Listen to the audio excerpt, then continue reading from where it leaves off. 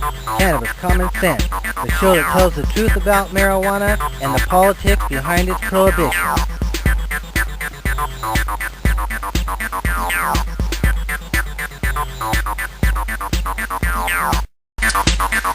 Hello and welcome to another exciting edition of Cannabis Common Sense. Our show is a production of our political committee, the Campaign for the Restoration and Regulation of Hemp, or CRRH, and our affiliated nonprofit organization, the Hemp and Cannabis Foundation, or THCF.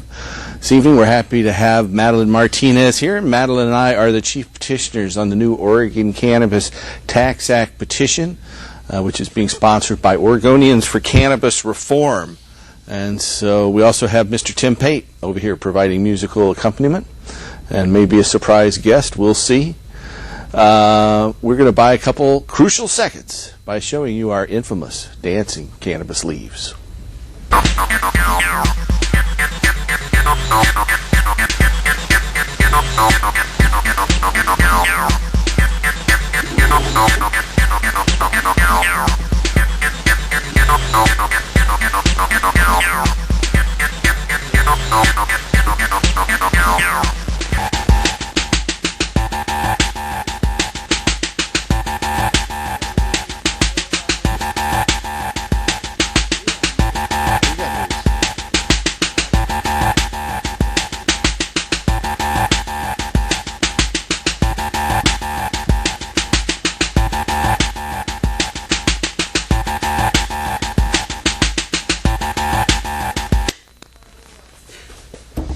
All right, well, welcome back. We're going to go over here. And how are you doing, Tim?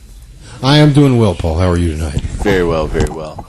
You have a song for us this evening? I always have something, but tonight is one of those special evenings. We're into festival season. Everybody knows it's the top of the summer, and tonight is the annual Oregon Country Fair, and there's one of those going on right now. It's going on right now. Even some of our staff is off playing at the fair. I know they're having a good time, and so.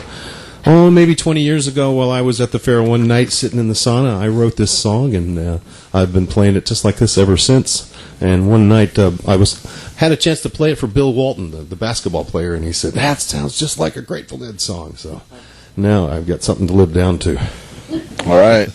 Anyway, this is called Country Fair.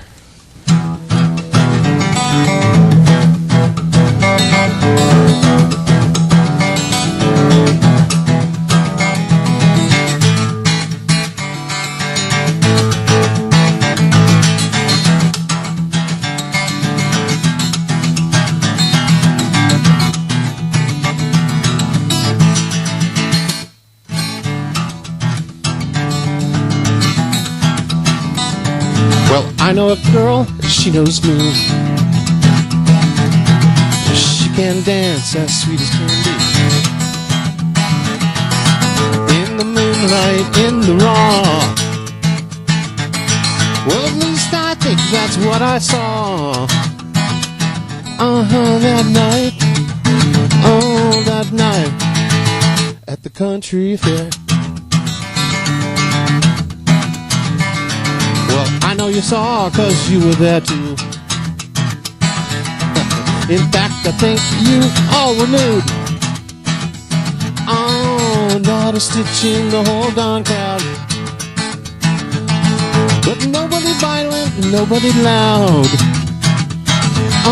That night. Oh, that night. At the country fair. I know you saw, 'cause you were there too. Yeah, I bet the whole world wished it was there. Not a stitch in the whole darn crowd. Nobody violent, nobody loud. That night. Oh, that night. At the country fair. Well, I know a girl, she knows me. She can dance as sweet as can be. Oh, in the moonlight, in the raw. At least I think that's what I saw. That night. Oh, that night. At the country fair. Oh, that night. Oh, that night. Oh, that night. That night. Oh, that night. Oh, that night. Oh, that night. Oh, that night at the country fair. All right. Thank you. Thank you, Tim. Mr. Tim Pate. Nice. Be back toward the end of the show. I want to welcome Madeline Martinez. How are you doing this week, Madeline? I'm doing just great, Paul. Thanks. And welcome back, Reverend Levon Lyon. How are you? Great. Nice to be here, Paul. Good.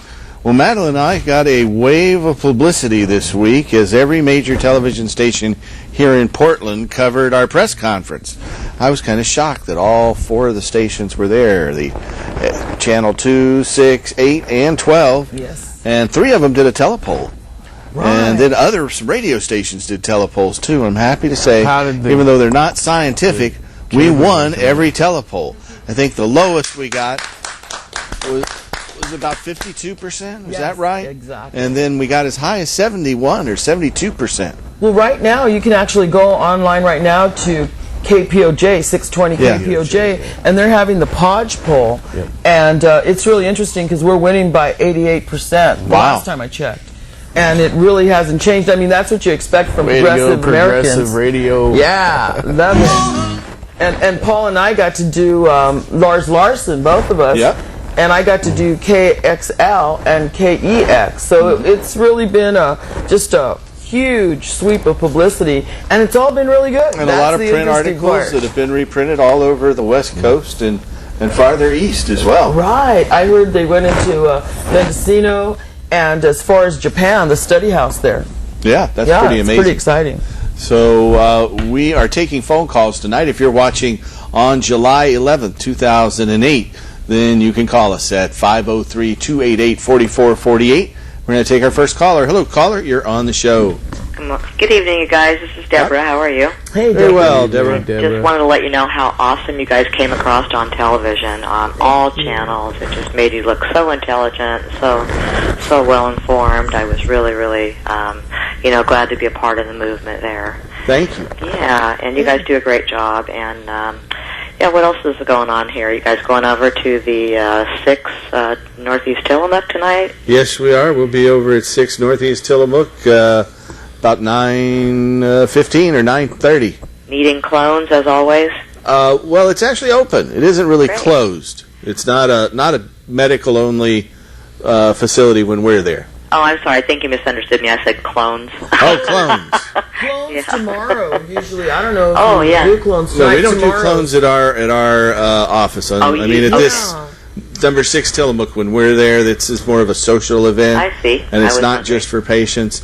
But Oregon Normal gives out hundreds of clones at their meetings on the 2nd and the 4th Saturday of each month. That's tomorrow. Yes. Hey, Paul, at Studio 6 every other Sunday, we will be giving out clones with the Oregon Medical Cannabis Cultivators Club. And my understanding is that at the end of this month, the venue at Mount Tabor is going to close down. Is that right? Well, they're probably going to change hands. I'm not sure exactly what's going on with the business itself. But, yeah, it's going to be an exciting meeting tomorrow because it's going to be the end of an era. Right. You know, we started having our meetings there about 5 years ago, and they went really well. We had a break in it for a little while. We went a couple of months to Liberty Hall. Right. But, yeah, it is really a sad, historic date tomorrow. So tomorrow's our last all of our time. viewers can get out there to Mount Tabor at 4811 Southeast Hawthorne. Tomorrow, the doors open at 11, and our meeting starts at noon, high noon. We can always use cuttings and any donations that you have of excess medicine for our patients that come there. Quite huge numbers, as you know, Paul. Paul will be there. We're going to have our announcement tomorrow about where we're going to carry on in August. But our meeting for July 26th has been canceled, and this is due to a lack of staff because all of us goddesses will be at the goddess gathering. All right. Yeah. Whoa. It's going to be great. So, hey, Deborah. Well, you guys do such a great job. Thank you so very much. Have a good evening, and let another caller get in. Thanks. All right, thanks Bye-bye. for your call. If you're out there and you have a question for us tonight, we'll be taking your calls for about another 45 minutes or so at 503-288-4448. So, yeah, I think you did a phenomenal job there with Lars Larson. Normally he's always anti-cannabis, and he couldn't pull any of his old tricks on you. It seemed like you were able to counter them, from what I've heard. Well, that's what I've heard too. I just have the audio in the car for us to listen to of your interview and of mine as well. And the interesting part is that I try to remain calm. You know, part of my job, I don't know how many people know this, but I used to work for State of California Department of Corrections. And so when you deal with inmates for a long time, you know, and you're a mom, you know, a mother of 2, and a grandmother of 5, you learn to be really patient and just stay on point. And that's really what you had to do with Lars, because he was really, you know, he likes to get you irate and get you off course and get you talking, you know, crazy, and he couldn't do that. Yeah, I heard, according to a post from Russ Belville, he was saying that the Oregon Cannabis Tax Act would put marijuana in the hands of 18-year-olds, where in fact our age limit's 21. Yeah. So he obviously hasn't read it. Well, he hasn't read it, and I sent him Prohibition Cost as I prepared for the interview so he could have some insight into what our numbers are and what we see here. And of course he said, well, that sounds like a 6th grade answer, and I didn't go for the bait. And it was kind of interesting. I don't know if you saw the post. We got a gentleman who said that he thought I out-debated Lars, and so that was really good, and didn't fall for the, you know, the jokes and the tricks that he plays. Yeah. Yeah, he usually does. We got another phone call. Hello, caller. You're on our show. Hi, Stan. I had some questions, as in I talked to you last year. You're a hard group to get a hold of. I can't believe I got through again. I had talked to you about lighting, and I'm having a problem with my babies. And I can't quite understand. Over the years, they've all been real healthy, rooted fast, but now they're just taking forever, and they're not growing well. So that, and I wanted to know about the classes. Apparently you guys have classes for that, and I don't know where it's at. They're every Wednesday night. We have a different class every week. You can find out about them on our website at thc-foundation.org. They're located at 105 Southeast 18th at the office of THCF Medical Clinics. So every Wednesday night at 5:30. There's one in a series of 6 classes that are put on. What time did you say that was at? Say that again? What time was that class on Wednesday? 5:30. 5:30? Yeah, 5:30 in the afternoon. Starts at 5:30 through about 7:30. Okay, I've been having a problem with root gnats. And I'm putting sticky traps in. That's a good idea. This year, usually it rectifies the problem, but this year it didn't, and they just got worse. And I'm wondering, are they dangerous to my plant? I am not 100% certain of that. I don't think they can do anything that's helpful. But you're saying you're having problems rooting as well. Yeah. And maybe there's some sort of correlation there. I can't answer definitively, unfortunately. Yeah, and thanks for the input on the bulb thing, because you know, I have halide and high-pressure sodium. I use the two for the proper, appropriate growing periods. So you have to replace those with halides every 6 months and sodiums every 12 months, or they lose their output, their lumen output. They still look pretty bright to your eyeballs. Yeah, and the high-pressure sodium is every year? Yeah, every 12 months of use. Well, that's interesting. That means I have to go get another halide then. You got to replace the halides a little more frequently. Okay. They have more blue, which is good for the vegetative cycle. Yeah, I really appreciate you guys doing what you're doing for getting this out to the people, because there's a lot of people that really need this, you know, and it's saving lives. People are living longer, more comfortably, and if it wasn't for people like you, man, we'd be stuck on stupid. Well, I appreciate that. Thank you. Yeah, you have a good day. I think that, and I had another bug inside of the soil, a little long, would look like a little millipede, little red ones. And one day I was wetting down the top of the soil, as I do, you know, every now and again. Sure. And I was spraying it down, and these things were running like 4 or 5 of them all over the pot. Do you know what those are? Or I haven't been able to find out what they are. You know, there are a lot of insects and critters that live in the soil and thrive down there. I can't really say right off the top, just from your verbal description, but there are some things. I recommend neem oil. Neem oil can wipe out a lot of those things, and you can put it right into the soil as well. Now, you don't want to use it during the flowering cycle, because it's going to give the flowers a taste of neem. Really? But you can use it during the vegetative cycle. Okay. And you can apply it into the soil as well, and it'll act as a systemic, and the roots will absorb it. And Yeah, I've used neem oil before in the past, but never in the soil. Does that come in a special mix that I'm going to have to buy? Or? Well, there's a special one out there I like that's clarified, so you don't have the solids in there, and it sticks to the leaves a lot better, under the brand name Green Light. And I find it at Portland Nursery and most horticulture stores. Yeah, what was the brand name again? Green Light. Green? Green Light. Green Light. Okay. Yeah. And it comes in a lot of different names. Rose Defense is from Green Light. Neem Concentrate is one. They've got several different names, but it's all 70% clarified neem oil. Okay. And that's non-toxic to you or I. And it's even in India, some Hindi people consider neem tree sacred. Wow. I have used it in the past, but it wasn't in the soil, and it didn't seem to work when the way I was using it. And I'm always trying to get input, so I can have healthy plants. Yeah, makes sense to me. And believe it or not, I've had some pretty healthy ones, and some that looked like they were dead. That I just never understood it, but I think it's a trial and error thing. Yeah.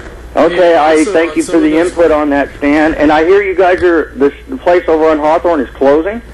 Is that indefinite or? Well, for right now, we have to find a new place to go. The business itself is transitioning. We're not sure. Last time they sold the business, they actually invited us back. Yeah, the new owners. Until the new owners take hold, we won't really know for sure. And so we just have to make other arrangements for now. Yeah, but we always take care of our people. That's our goal. Our members are the most important thing to us. Yeah, I haven't joined, but my ex-girlfriend did, and they said it was pretty neat. And I thought, well, man, I'm having this trouble. Maybe that would be one of the places to go. Yeah, so I will find out about that. Is there a number for that class? Is that sure? You can call the number that's there on your screen, 503-235-4606.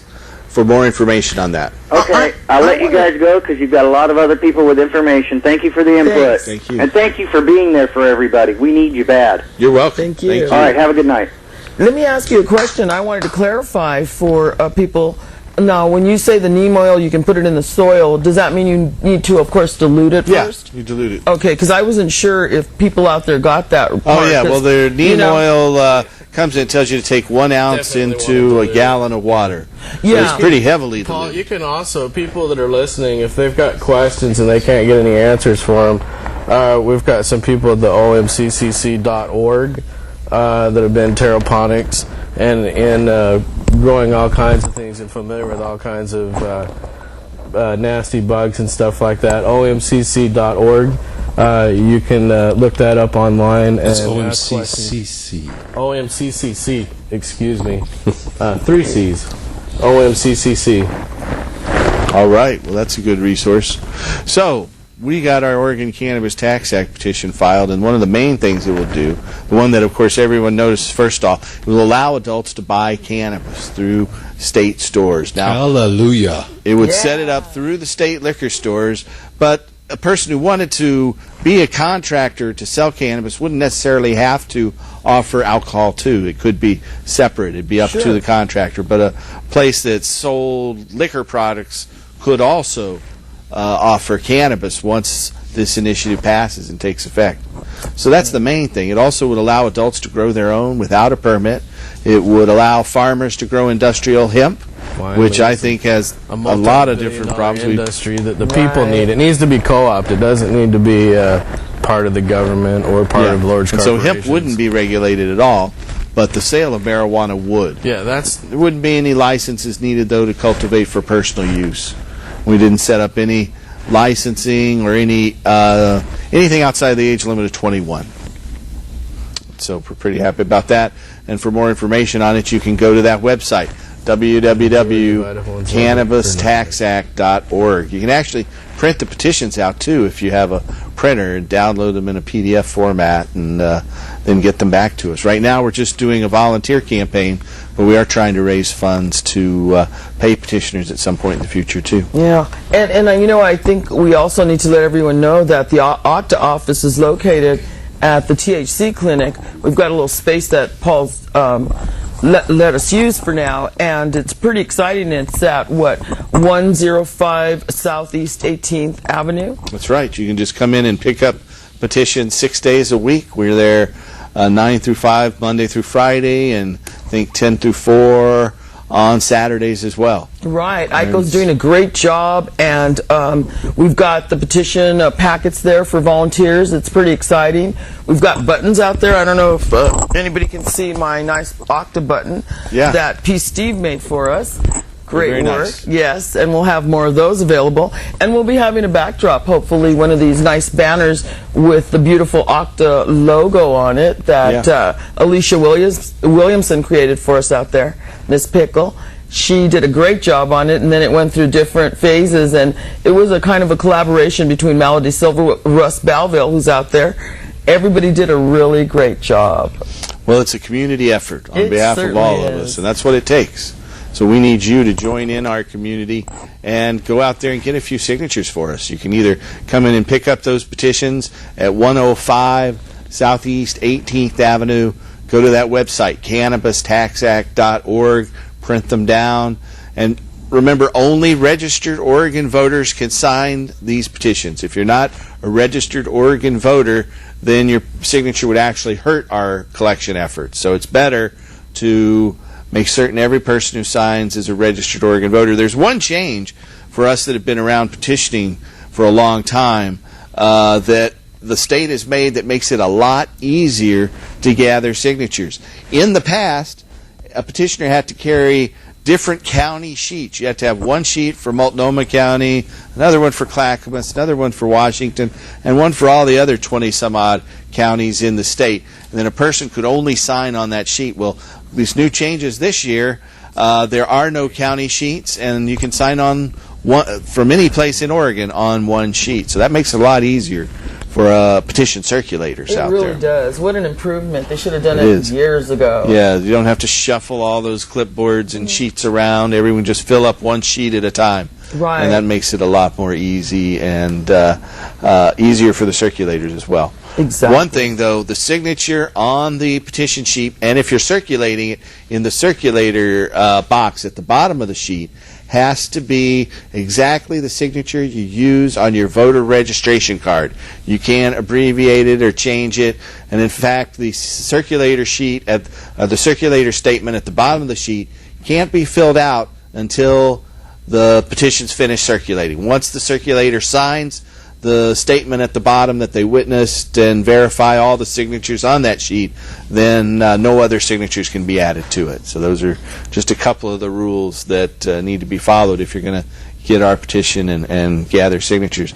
We need about 83,000 good signatures. I think that means we need to turn in a little over 130,000 signatures. That's what I say. Let's be safe, better safe than sorry. Exactly, you know? And we have 2 full years to do that. Now, we hope to do it much sooner than that, but we started earlier than as early as we possibly could, and we kicked off the petition campaign and had the news conference on the very first day that we could begin the circulation this year.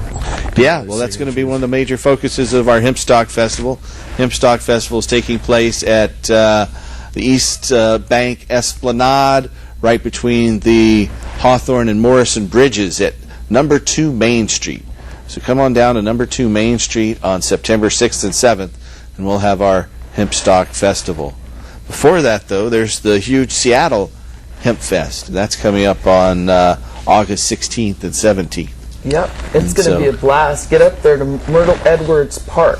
I know Tim Pate over here opens all of the Hemp Fest. I do. And I will again this year, too. I'll be opening Main Stage both days, and I'll be closing the Hemposium on Saturday evening, and I'll be joining the Herbivores on Main Stage as well this year. All right. So that's going to be a busy week. And then I'll be giving away the main prize on that the nifty Sunday. marijuana leaf guitar you had marijuana last leaf week. guitar I had last week. I'll bring it out again before we give it away. Yeah. But I'll be giving that away on Sunday, 4:20, sometime around 4:20 on Main Stage. Still don't know who's going to get that, but we won't know until it happens. Yeah, how does that work? It's a raffle? No. Actually, last year we gave it to the first person who could prove to us they were born on 420 and had an H in their name. And I mean, literally, the moment we said that on Main Stage, somebody was knocking on the back door and trying to get the guitar, and they got it too. So you haven't set the criteria yet. I saw a picture the other day. It was licensed. There it was. So it was like, yes, indeed. It's one of those things that if you've never been to the Seattle Hemp Fest, I truly recommend it. We'll have between 150 and 200,000 people show up each day, and if you've ever been among that many people who all believe the same way you do. We haven't had an arrest in 6 years now. It is a free zone. Cannabis is legal there for that day. It's an incredible show. I know Ricky Lee Jones will be coming this year and playing, and many other people. Somebody I understand from old Pearl Jam that's put together a new band, and so I think Willie Nelson's going to be there too. That's what I hear. It's a rumor. Yeah. Nobody can report it, and we won't advertise it, but it's a rumor. And I know that Amy Nelson and Kathy Guthrie will be coming to Hemp Stock. They'll be at our Hemp Stock Festival. So we have if we don't get Willie, we get his daughter, and I know she's going to put out some nice music for us. Hey, she's going to put out some nice music for us. Well, she's got a lot of really good Keep songs. your minds out of the gutter out there. It's a live audience. Okay, a live audience. Tell me you're home. All right. Yeah. You know, you can come down and join our live audience any Friday night right down here at 2766 Northeast MLK, right at the corner of Graham and MLK. That's Graham like the cracker. And we're here live every Friday night for the foreseeable future, at least the next 10 or 12 weeks. So, and you're welcome to come on down and be in the live studio audience. So, or if you want to call us, you can call us. That number that's there on your screen.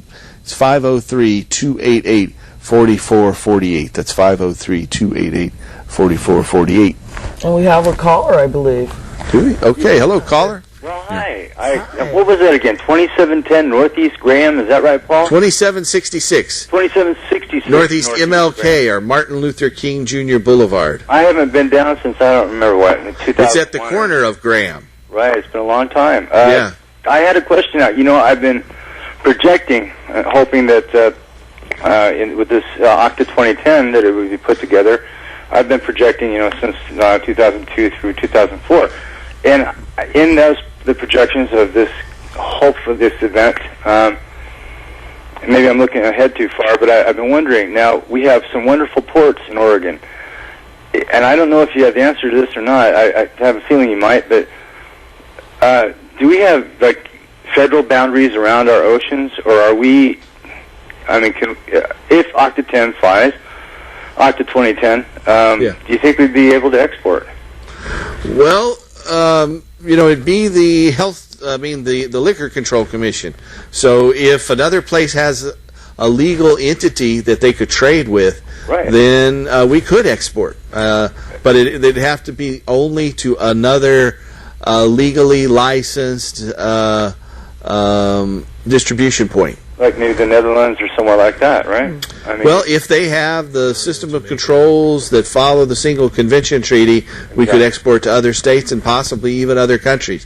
And as cannabis becomes more accepted, I see cannabis being one of Oregon's major exports, and industrial hemp as well. Everyone, couldn't it?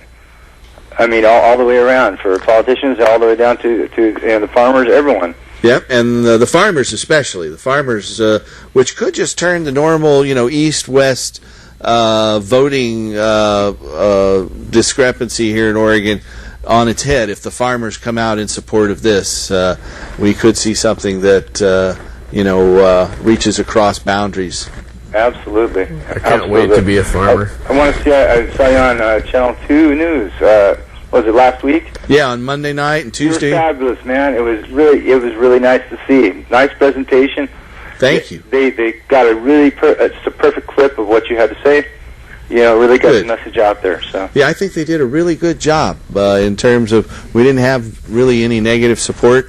Normally we think of Fox TV as a real conservative place, but you went to the Fox television bulletin board, and everyone was supportive. Everyone said, I'm a Republican, and I want to sign this petition, and I want to help get this on the ballot.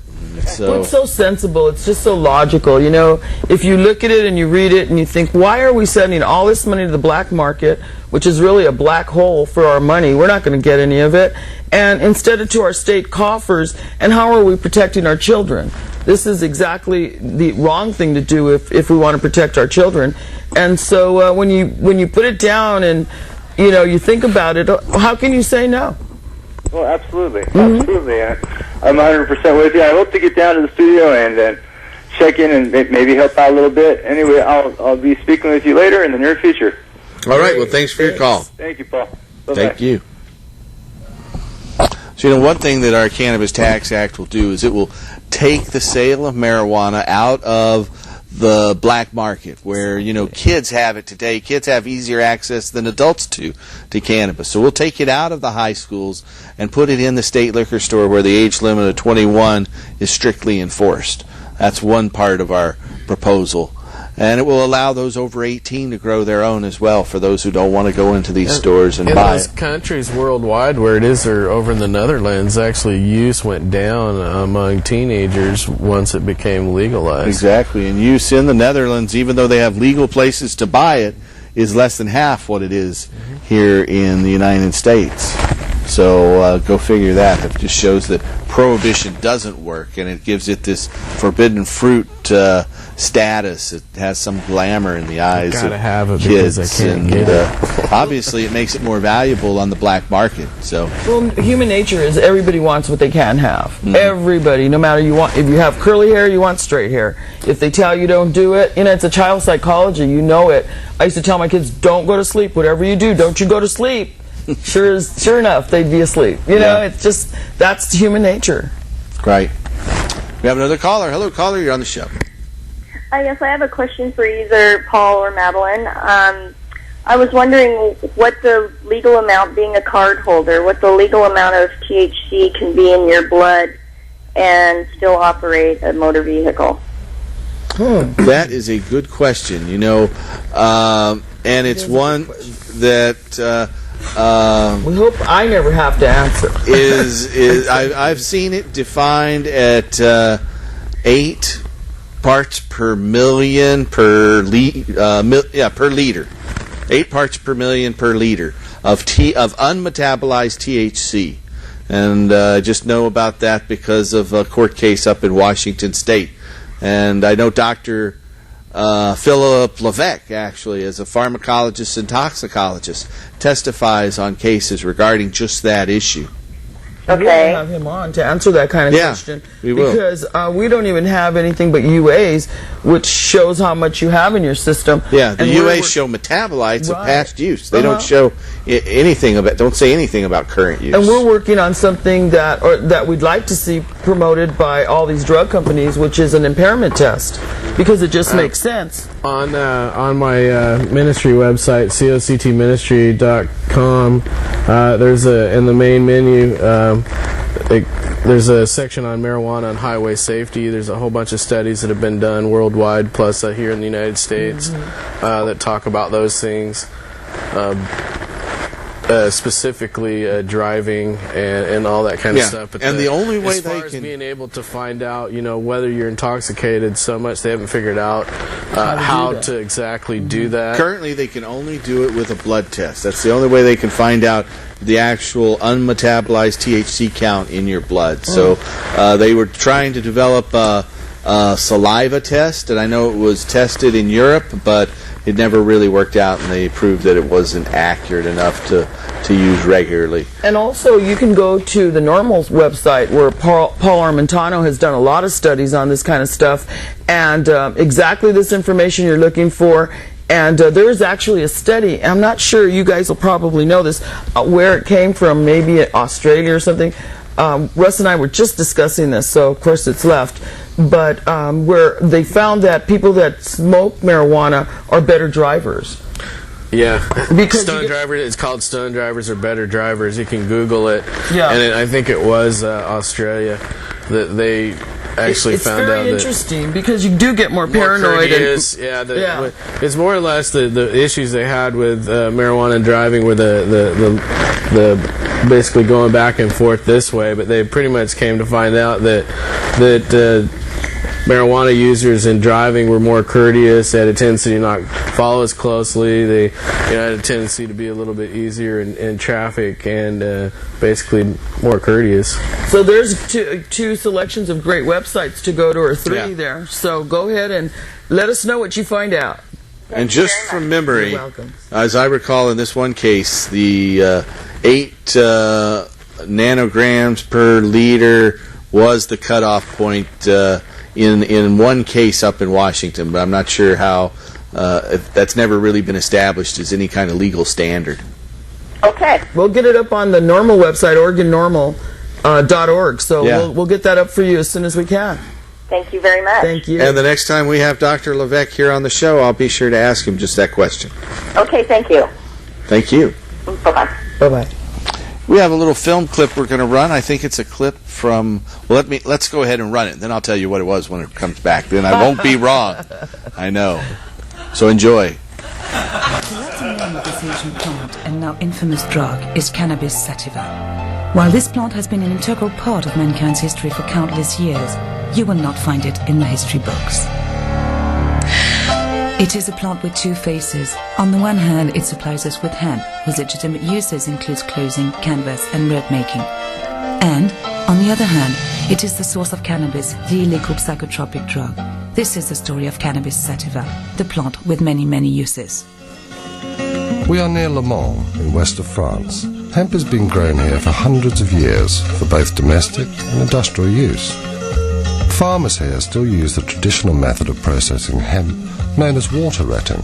The stalks of hemp are extremely tough and resistant to rot, which is why it was traditionally used for ropes and canvas. Once harvested, hemp is left to soak in water before it is laid out into the fields to dry, so that the tough fibres may be more easily separated from each other. Even today, hemp fibres are broken down by hand, although an experienced hemp breaker can break from 100 to 200 pounds of hemp a day. This method still adds to the production cost.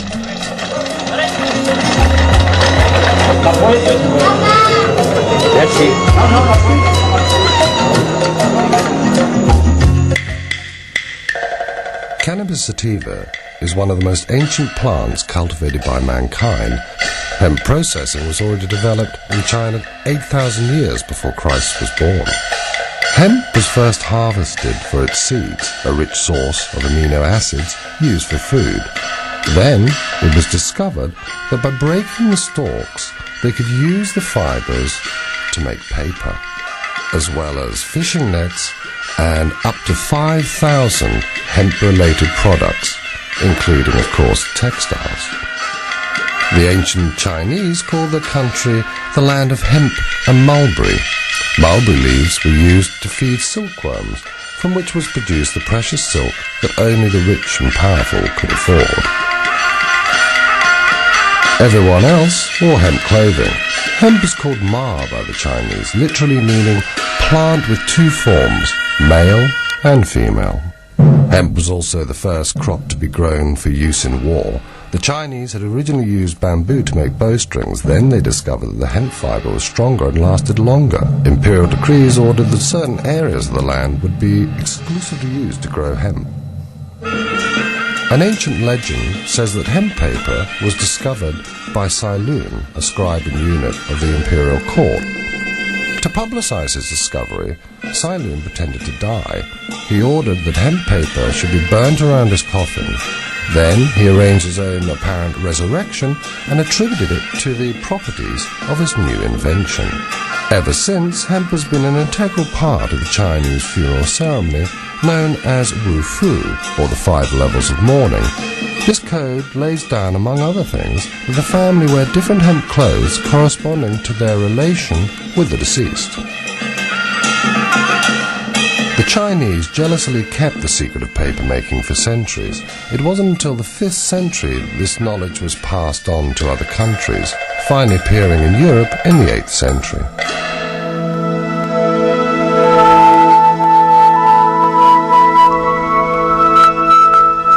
The word cannabis comes from the Babylonian canna, meaning cane or stalk, bis meaning twice, with two forms or sexes, cannabis. Interestingly, it has the same meaning in Chinese. The word ma is a word from a completely different culture, yet it means exactly the same. Ma means the plant from which we take the fibers and which has two sexes. For good hemp, you have to look for rich, strong fibers, and these attributes are most marked in the male plant. The female plant, on the other hand, is a plant used in smoking, because all the psychoactive substances concentrate there. It is a plant with two sexes, two attributes. This is something completely fundamental.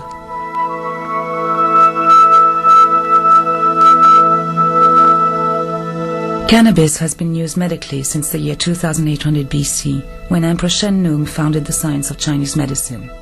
Wounds sustained in battle were bandaged in cannabis leaves. Today, doctors across the whole world are asking for the right to use cannabis as a treatment for pain, especially for cancer and AIDS.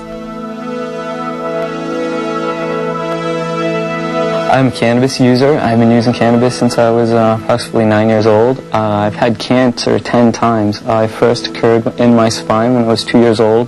I had a spinal fusion which fused my first 5 vertebrae together. I went on to have it from 2 to 10, 9 times in 8 years. It occurred once again when I was 15. We treated it with radiational therapy. Through the years, I've gone through radiational therapy, chemotherapy, and numerous forms of surgery. And I stumbled upon cannabis once after radiational therapy use. It alleviated my dizziness and nausea, just the secondhand smoke. And it all right. So there's a testimonial from a patient who unfortunately had to spend some time in federal prison for cannabis and medical marijuana. Now that the government owns patents on medical marijuana, I think that all those brothers in uniform need to take a second thought about aggressively arresting medical marijuana patients now. It could almost be called treason. So you're going through a case where an aggressive person in police uniform came in and busted you a second time. We've talked about that a little bit more here on the show in the past. What's the status of that case right now? It's been deferred over till September. Got a new prosecuting attorney. They pretty much had no idea about what happened last year. So we're going at it again with a new judge, and I'm going to be submitting another dismissal for the free exercise of religion. Idaho is kind of unique. In the year 2000, when they shot down the 1993 Religious Freedoms Restoration Act as employment versus Smith, it came about because of that over peyote.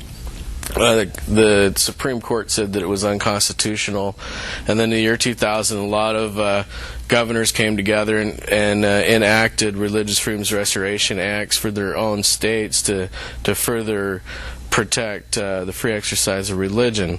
And Idaho is unique because you look up in the legislative bill, it's 1394, it says that it outweighs the First Amendment of the Constitution of the United States.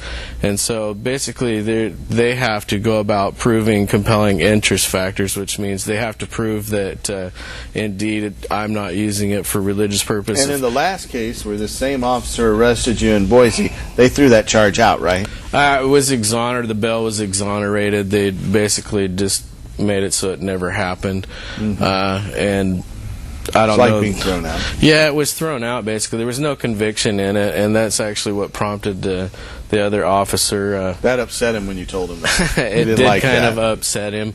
It's I think he just, his whole deal is he doesn't understand that he probably needs it himself for post-traumatic stress disorder, because he was a sergeant in the military in Iraq, and I told him that he would probably benefit from the use of it.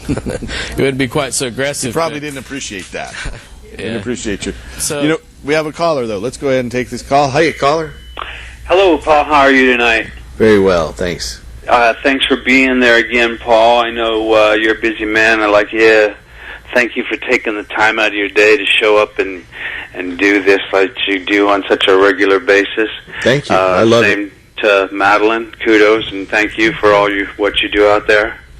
and Brother Levon. I'd like to ask you a couple questions. I'll spread them out here real quick, and then I'll let you have at them. But first of all, Paul, I was wondering, is there a site that you guys had up that someone could review the current legislation? Sure. It's at cannabistaxact.org.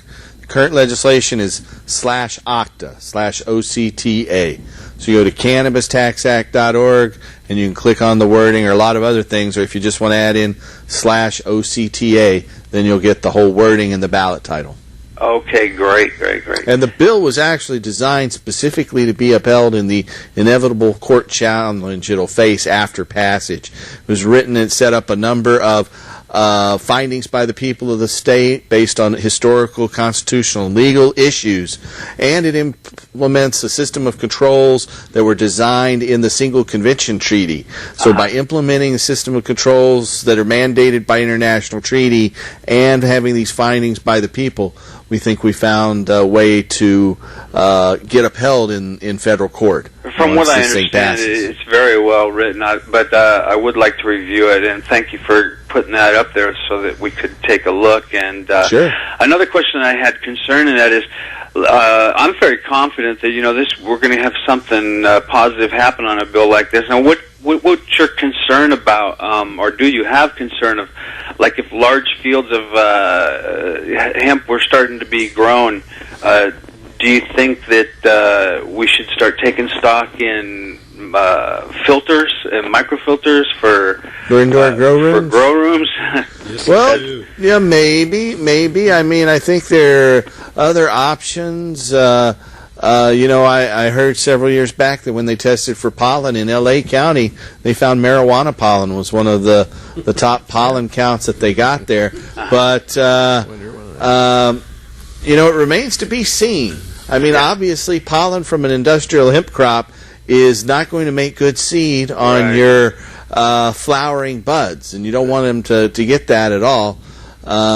So time will tell, though. We'll see how they interact, and I'm sure we'll find ways to protect the buds. And then the only last thing that I would ask would be, and I also wanted to say thank you very much for Andrew behind the scenes there. I had the opportunity to meet him today. Told him I was going to show up at the show, but my spinal injury wouldn't allow me to do it tonight. But thank you very much, Andrew. Well, he is the medicine man who teaches our classes every Wednesday night as well. I came in for a question. He was extremely helpful. But I was also hoping that Brother Levon might be able to tell us a little bit more about, his chapter, I know, over in Idaho. And are you doing anything on this side over in on the West Coast? And are you looking forward to bringing something out this way, if not?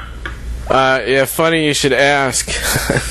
Actually, some new developments have come about with the ministry, and we've acquired a commercial residential spot over off of 28th and Powell, where we're going to be introducing a cognitive therapy and massage therapy holistic center, where we're going to design to help out medical patients. We're going to introduce the holy anointing oil to people, so they can come in, patients can come in and check it out and get a little bit more therapy. And also on Thursday nights at Tillamook and Williams, Studio 6, we're going to be starting a ministry dance hall, Reggae and Top 40. And that'll begin Thursday the 24th. Great. Well, we're going to look forward to seeing some of that. And then we'll have more information on the ministry and such at those deals.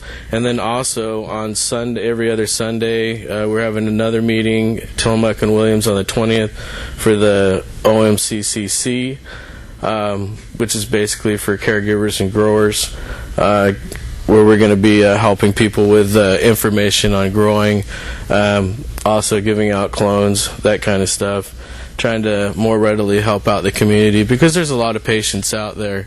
And, thanks to Paul and Madeline for everything they do, because everybody's, just trying to help the patients, and that's what it's really about, compassion from one another, trying to help each other, have a happy life. There's enough doomsday stuff going on around us that we don't need to be, down on ourselves or negative. And just if you don't know what cognitive therapy is, it's about taking negatives and changing them into positives. And so we're basically putting a holistic spiritual approach to that. Amen. I'm with you. I've heard you before, and I'm very interested in what you have to say, and I look forward to meeting you in the future. Yeah, I'll let you know when we're having a grand opening. It'll probably be a month or so out. Good. Well, thank you very much again for all your time. You guys have a great day. Thank you. Thank you. Take care. Thanks again for all your help. You're welcome. Thank you. I would like to let everyone know also that all the octa, the language, as well as the graphs, Russ Balville did an excellent job in pulling some graphs together for us. Put some excellent graphs. Talking points are all available at the ornorml.org website. Yeah. Just for your FYI out there, if anyone's looking for it, it's there, and we're really excited about it. And so is a link to the Oregon Normal website from the Cannabis Tax Act. .org. Very good. There is a list of conditions there on your screen. If you or a loved one has one of those conditions, then you qualify for medical marijuana. And we have clinics all across the western United States that we can refer you to, from Oregon, Washington, Colorado, Nevada, and California, in Hawaii. So if you need help locating a doctor, can help you get a medical marijuana permit here in Portland, you want to call our referral line at 503-235-4606. That's 503-235-4606. If you're up in Seattle, our Seattle number is 206-878-1701. That's 206-878-1701. If you are in Denver, Colorado, our Denver number is 303-403-9996. That's 303-403-9996. Down in Riverside, California, it's 951-782-9898. That's 951-782-9898. And if you're anywhere in the western United States or Hawaii, you can call us at 1-800-723-0188. That's 1-800-723-0188. We literally have dozens of doctors all across the western United States that can help you get a medical marijuana permit. So give us a call. And we have another caller. Hey, caller, you're live. Hey, Paul. I'm a patient. Howdy. And I've had some people ask me about how they can sign the octa. Well, that's a good point. I don't know what you're doing tonight, but we have petitions at Studio 6 tonight. If you come down to 6 Northeast Tillamook Street, Caton has petitions that you're ready to circulate, and we're raising funds as well to help us pay for a petition drive here in the future. So we're raising them for our nonprofit organization. So if you can come down to number 6 Tillamook tonight, or you can come by our office 6 days a week, Monday through Saturday, at 105 Southeast 18th Avenue, just off Burnside, at 105 Southeast 18th Avenue. Or at our website, CannabisTaxAct.org, you can print the petitions directly, or make a contribution through PayPal and the website. So all of those are open, and we'll hope our viewers will take advantage of those and get our petitions and help us put this thing on the ballot. Okay, awesome. So I can download it and print it on my computer then, right? You can. The thing you need to know, though, there's a couple things that anyone who hasn't come in that we want to make certain you know is that the signature sheet has to be printed on the back of the cover sheet. So the cover sheet and the signature sheet go on opposite sides of the same sheet of paper. Then you have to sign your name the way it is on your voter registration card. Don't fill in the circulators box at the bottom of the sheet until you've collected the last signature on that petition. Once you've signed the circulators box at the bottom of the sheet and date it, no other signature can be dated after that date. And so you want to follow all of those rules and make certain whoever signs it is a registered Oregon voter. If they're not a registered Oregon voter, then their signature actually hurts us. Okay, now, do we need to take a class or some kind of an orientation online in order We do have an online class that's set up, a PDF that we just picked up off the Oregon Secretary of State's website. And so you can run it on our website at cannabistaxact.org. There's a PDF file there. You can go right through it. They'll tell you exactly how to follow the law so you gather good, valid signatures.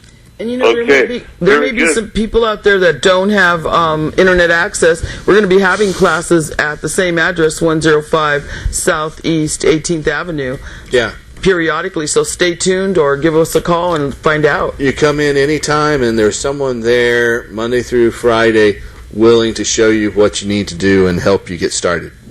All right, that's awesome. Thanks for the information, guys. Thank you. Thanks for calling. Keep up the good work. We certainly will. Okay.